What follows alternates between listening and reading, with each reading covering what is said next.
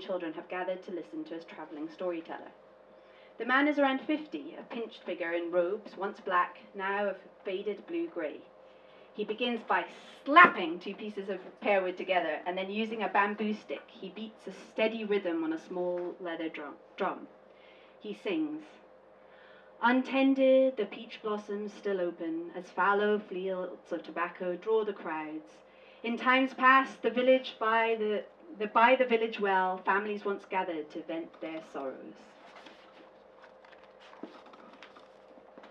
The old man strikes the pieces of wood together a few more times and starts his story. This poem tells of villages where ordinary people once lived, raised by Jurchen tribes and turned to rubble. One such story concerns Old Man Ye, who had a wife, a son and a daughter, but they were separated from one another by the invasion of the Jinn. Years passed before they were reunited and can return to their village. After making the perilous journey back over to Weizhou, they arrived to discover their home had been burned to the ground by enemy forces, and they had no choice but to make for the old capital at Kaifeng.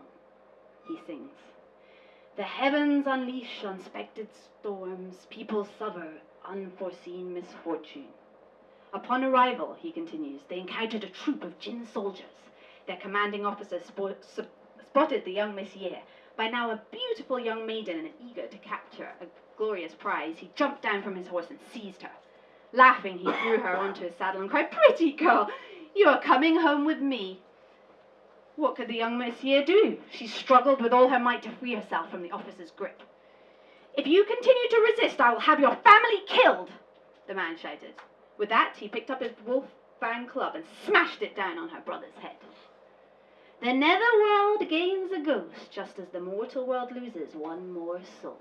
He breaks again into song. Old Man Ye and his wife threw themselves on top of their son's body, weeping and sobbing.